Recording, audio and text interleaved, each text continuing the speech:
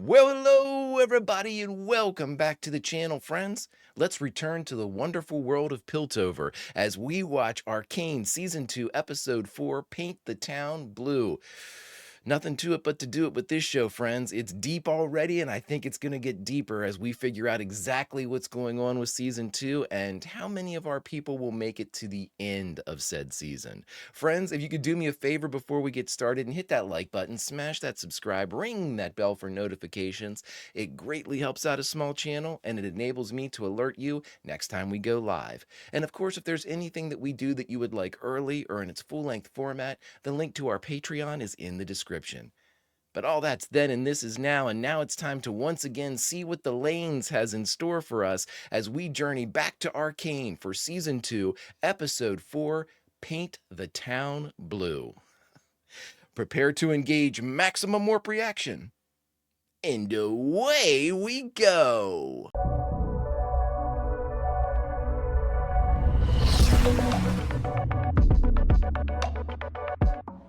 Oh my god, I need coffee so bad. It is so early.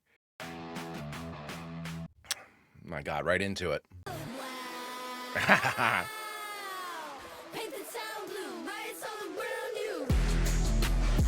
This is like in Dark Knight Returns when it looks like they're going to do this when everybody started dressing up like the Joker.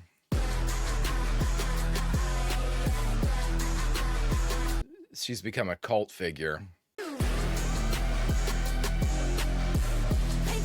I love Jinx. Oh, that kid's gonna be pivotal, man. Jinx is so fucking cool, man. Come on. So is my guy right here. They're all cool. How many shows can you say that about? All the characters have something cool to offer at the very least, unless they're just cool, period, which I think all the characters in this are. I mean, to be able to have characters that are consistently bring new shit to the table and always evolving and always I said it before, we have a lot of storylines that are going on, but none of them do we go to, and I think to myself, boy, we need to get back to this other storyline. Nope. That is not how it works. Every story in Piltover and the Lanes is fantastic. Every one of them. The city's not going anywhere. I have an audience with the Masons Guild first thing in the morning. Maddie! I never expected this to go on so long. Wow. Withdraw from the underground. Re-establish the council. All you have to do is give the order. Yep. The voice of reason, Maddie. Thank you. You're our leader. The enforcers, Piltover, they follow you. Like Maddie's voice actor is also the person that I think did Merida in Brave, I read. And I love that movie. The wretched and in the other gray corner. The other gray corner. Who knows? Handlers, release your beasts. So this is like she's telling her a story, and these are like wee little bugs, right? Yep. How long has this been? Can't be years because she's still the same age, little girl. But I guess you won, and a deal's a deal. I guess. Like months, right? Oh, she's dyeing her hair. You like it? You're lucky. I didn't get to do much of this with my older sis. Oh, she's calling her sister now. Woo! I had a different name back then. You know, Powder. I thought I was rid of her for good, but you kind of remind me of her. Oh my god, this is a very interesting dynamic. Jinx is dead.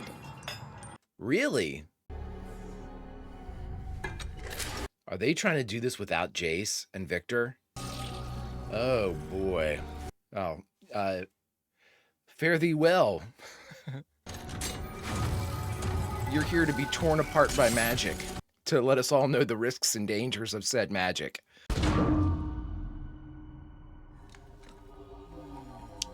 There we go. There's his outline. Have we managed to unearth such unrelenting incompetence? They're not Jason Victor, who are the cream of the crop. They rise to the top.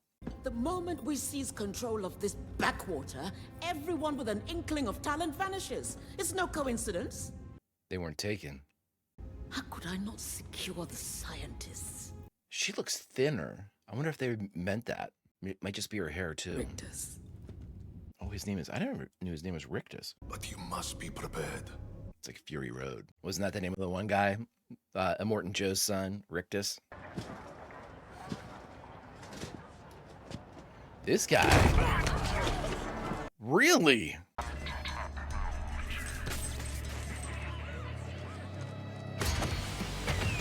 Oh my God.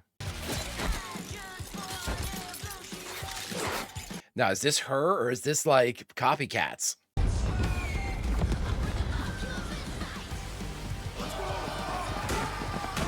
Oh, this was a setup all along. Love it. Look at her. What? Oh, I got chills. What the F is going on? That's where the similarities end. No body count, no theatrics. You think it's a copycat? Has to be. I suppose I don't need to advise you on the hazards of professional entanglements. I'd expected this development would encourage you. Was it for my encouragement that your man Rictus was instigating violence? Yes, for their benefit. Fearless child. You never shy. They frame confrontations so well. Why is peace always the justification for violence? For her, yeah. Man, she is deadly. Like, she's just... You will never rest knowing that she's out there. Or maybe I underestimated you. literally and figuratively stoking the flames. Fantastic. She's the last heir of the great Medardas. But the writing's on the wall. When you're missing this long, you're not coming back. How long has it been? I keep hearing about this healer down in the fissures. Victor.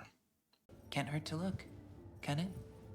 It can't be too long. His hair's gotten longer, but I'm going to go with a couple of months. Like 6 months, maybe? Ooh! You're stunned at the checkpoint. No idea what you're babbling about. That wasn't you? So I'm thinking... Not your strong suit. Would make a world of difference if you showed up. You're a symbol. Now she doesn't want to be it. That's crazy. Silco spent his whole life trying to rally the Undercity together. You did it. We're having a rally tonight. Vander's statue. Don't trip on the way out. I don't know how you do it, kid. The kid's going to drag her back into it. Me, a hero. How screwed up is this place? Maybe you can do some good. I probably owe it to you. On account of the murdering and all. To Silco. Or I guess you're really gone. God, so well done. The parallels in this show are otherworldly. There's going to be two, like, memorial type things going on at each of the statues. Oh, that's the statue of the Wall of the Lost. Okay. I thought they were at Vander's statue for the meetup.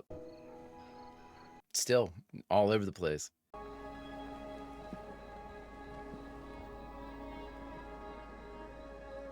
So is Maddie going to be the sacrificial lamb that dies to make Caitlyn's crusade? And she will never pull it, never relent, Because I can certainly see Medarda orchestrating her death to make it look like the Jinx people did it. Enforcers raiding our homes. Noxians down our throats. It off to Stillwater. Look at this.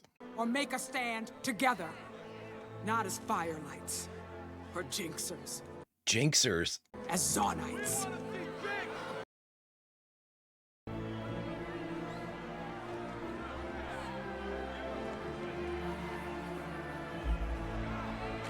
I don't know why that chokes me up. Goodness. No matter how it happens, I kind of like the lanes standing up for themselves. Vander tried it. Silco Oh! You're all under arrest. Oh, boy. Did he take her arm off? Yep. God, Savika just can't catch a break with that arm. She's got the pants on, too. Yeah, she's gonna die. Oh. Drop the blade! What's this guy gonna do? Yeah, he just carved a symbol into his hand. Here we go. Is he awakening that or taking its power? She came to the rally. Topside raided the place. Took everyone. Oh, she's going back.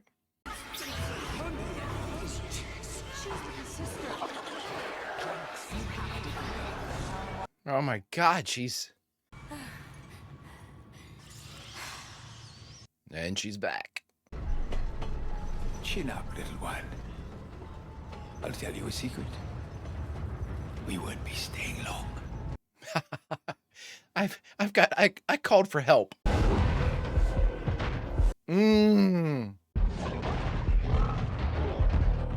Oh my God, this POV is badass.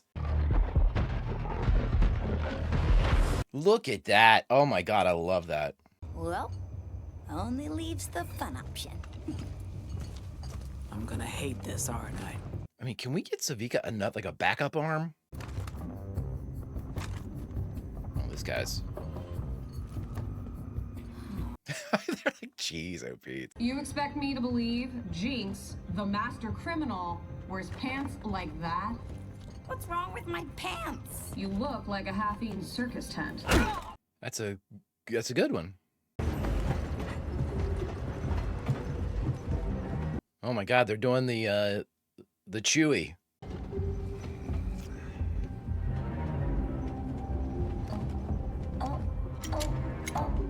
Oh my God, that's so great. This guy does a lot of stamping here at Stillwater. That's where we are, right? The pen. Ooh, shit. What's she doing here? I'm not sure the two of you can take her.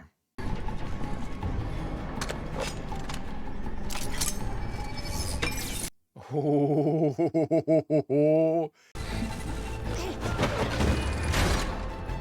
So they're going to go in and release all the, what do they call them? The Jinxers? I'm assuming everybody. Jinxers and Firelights and everybody. I think she's keeping the helmet. Let them all open. Open the whole damn thing up.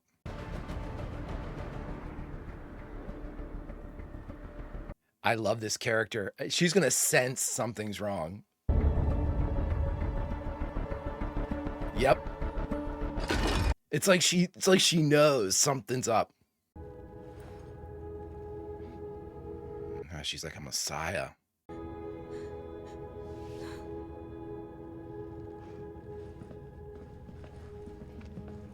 Oh, look at that. Oh my God, so cool.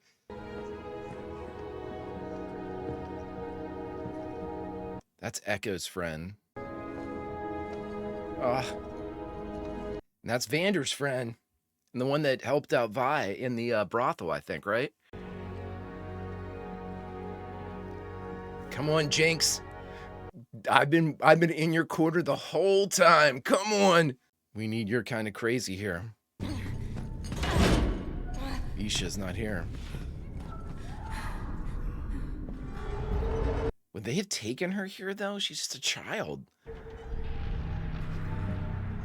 Oh, she's gonna see the creature.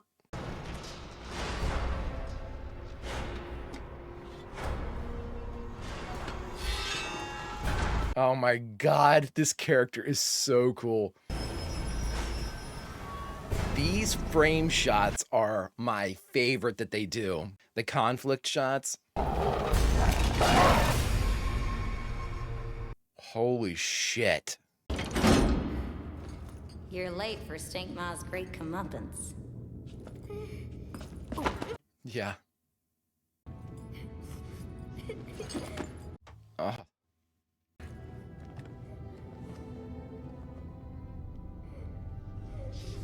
How to rewrite a character, man. How to rewrite a character.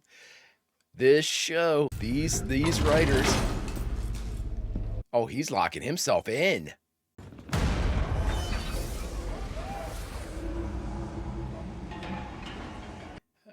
I might take a cue from our guy here and get in one of these cells. Look at that new gun. Oh my God. Oh my God. Oh my God, this thing. Get her out. No, Jinx, you can't stand against this. You really are a Big fat hero. Big. No, no, no, no.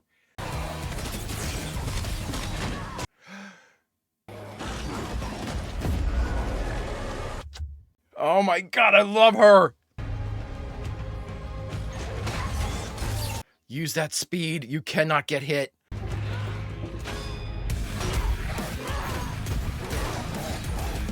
Oh my God. Oh my God. Hit that thing on its back. Hit that fucking thing on its back.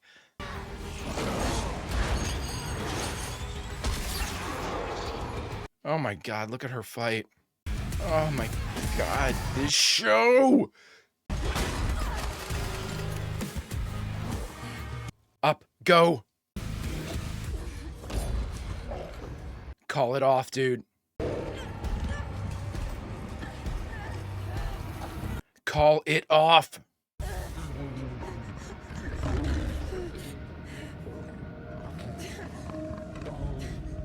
What? Does it know her?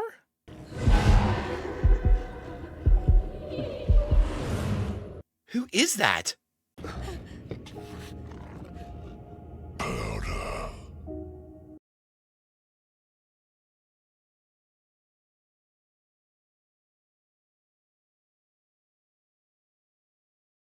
Oh my God.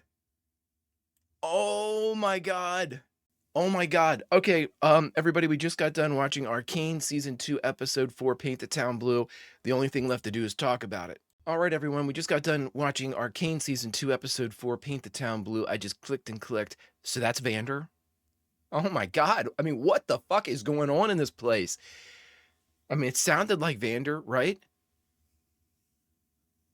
I mean, I might just be reading into that, but that sounded like Vander, right? But I mean, his body was in that abandoned building where the explosion went off and all that stuff. Silco's where they were keeping him, and he died there. But he was filled up with shimmer. That has to be him. It has to be him. Because it couldn't be Silco. Silco's body's gone. She dumped it in the water. And I mean, it just sounds like Vander. It has to be Vander, right? Boy. Oh my God. I have a ton of questions about that. That means that guy had to have taken Vander's body from that place and been working on it this whole time? Years? Wow, wow, wow, wow, wow. Wow, that's crazy. That is really disturbing too, because I actually have to go back and rewatch some of this stuff now, because that guy has been working on stuff the whole time. He had that kind of great big salamander thing that he was working on that Victor kind of helped keep him alive. But like Victor has been there sort of recently, because he came back and he was like, I understand now. And he did that. There was that whole kind of exchange that they had in season 1. But there was no Vander there then, and it looks like he's been. Maybe I'm wrong. Maybe I'm misremembering. That's the biggest shock to me that this show's had so far, that they're actually going to pull the trigger and bring Vander back in this form. I'm not sure I like it, to be very honest. I mean, I'm not gonna. I don't hate it. It's not that I don't have a negative. I'm not sure that I have a positive. I guess I'm very neutral on it right now, until I find out like how they explain this. If it's in fact Vander, which I'm still just in disbelief over that. I'm like, it's like I'm not. It's like my mind's not letting me. Like, dude, it's Vander. I'm like, I don't know. I don't know. Wow, what an amazing episode to begin with. I love the fact that they just basically focused on Jinx in this entire one. It showed us what's going on down the lanes. We had a little bit, obviously with Caitlyn and showing us that the relationship with her and Maddie now, that's cool. And how Ambessa and everybody kind of like play into the higher, how everything's going up in Piltover. But, Jace is absent, Heimerdinger's absent. Novi in this one. I mean, this was really a very heavy like lanes episode dealing specifically with like the legend that is Jinx now, the reluctant hero, the reluctant legend Jinx. Very, very interesting. And the POV with the creature, with like the red hued sketching and stuff was absolutely fantastic. Those stylistic choices that they're making are incredibly, I mean, they advance not only the aesthetic of the show, but the story of the show and the delivery method of the show. I have experienced though in the past, like kind of like VR, like when you put on the goggles and you go up a roller coaster, or you're experiencing some type of like physiological reaction that you're supposed to get because of like, being off balance or out of focus or something like that. Sometimes that works like it did in this. I thought that the POV in this worked really well to convey that kind of mania that this creature was kind of experiencing. Vander was kind of experiencing, it looks like. But I've also seen where it can remove you from the situation, where it can kind of pull you out. Instead of being immersive, it can actually be jarring, where you're like, oh, and you kind of remind yourself, oh, I'm watching a show and I don't like this. Not this. I didn't experience that in this. So it's a testament to both the animators and the creatives to take these types of leaps, really, because it could go the other way. If you do it poorly, it'll go the other way. And they don't, that's I think that's one of the saving graces of this show, that you've got people that are willing to take all of these risks with the the way that they're showing this tale and the way that they're conveying it. But because they put forth such effort into each second of this show, each like composed and animated second of this show, that it doesn't suffer from these kind of choices that could go the other way for them. It's just they put so much into it that you can't help but recognize the artistic quality of this incredibly interesting POV shot. And it's not something that kind of pulls you out or makes you think, oh, what am I watching? Oh, we're from the creature's POV. I don't like this. Because it could go the other way. And just as a point of comparison too, I believe that there is a POV shot in one of those Twilight movies with one of the werewolves. And if that's it, just all right away, you're just like, oh, okay. If you needed any more reason to disjoin yourself from that epic, then it provides it for you with a poorly done POV. I think that's what it is. I might be like erroneously kind of condemning that, but I'm pretty sure that's where it's from. But again, it's just there are risks on the table for this creative team. There are like, oh, if we do it like this is a risk. If we tell the story this way, it's a risk. If we structure the story, the episode, the season this way, it's a risk. And they take these risks time after time after time again, knowing full well that once they start down a path of like a stylized option, like with the creature's POV, or one of the ways that they want to tell this story kind of out of time, or take a step, or do a time jump and not really explain how much time it's been, these are all risks. And once they start down the path with animation, it's not like they can look at the dailies and be like, oh, I don't like the way that scene worked out, let's do it again. You can't do that. You don't have months to do that. So you're kind of stuck with those decisions. So you better be damn sure that when you decide to go a specific route, that route is the correct one. And boy, oh boy, as far as routes are concerned, this creative team is Magellan. They are bloodhounds. They know exactly what path to take. They know exactly what path is going to provide them with the greatest bang for their buck for both the animation and the story that they're telling. Somehow they weave that together so well too, because that fight between the creature and Jinx was so well done, showing off both of their kind of strengths, both of their abilities, like Jinx's speed and how she's moving around and her kind of tactical mind. So, there's a couple questions from that fight. My first question is this, and it's something that we can't answer now, but we can definitely look at towards the future. And I don't even know his name, the guy that's like the urban, I always call him the urban pharmaceutical rep, our guy that's working with like the different shimmer applications in the cave, that's a friend of Victor's, teacher Victor's, or whomever. That guy, in controlling this creature, Vander, he hid himself away. So that makes me think, okay, you might have control over this creature, but you don't have absolute control over this creature. Like, you wouldn't lock yourself away. You wouldn't close the door if you knew that this thing charged you and was like coming at you with those bladed claws, that you could just look at it and it would stop. So while you release it, it's more like taking a dog off a leash as opposed to having a remote control. That's how I'm going with it with this time, that, the beast isn't likely to bite its owner, but it's not impossible. It's not something that is a guarantee. Your safety is not guaranteed with this thing around. The other question I have deals with the ending of the fight, or near the ending of the fight. We had a pretty big, on the bridge, we had the big fight between Echo and Jinx in season 1, which ended with Echo getting the better hand and having, basically being in a position to take Jinx out had he wanted to, but he stopped. It's his friend. He remembers his childhood friend. He can't continue the act of, ending her. And there's that moment of kind of both of their guards dropped on the bridge, and Jinx just let the bomb go beside her. Obviously, an act of self-destruction. She wasn't. It certainly wasn't her trying to kill Echo. She knew that it was going to kill her too, and I would argue that that act wasn't to kill Echo at all, but to kill herself. Echo's being a part of it would have been a part of it, not necessarily the main target, and I think that's what it was.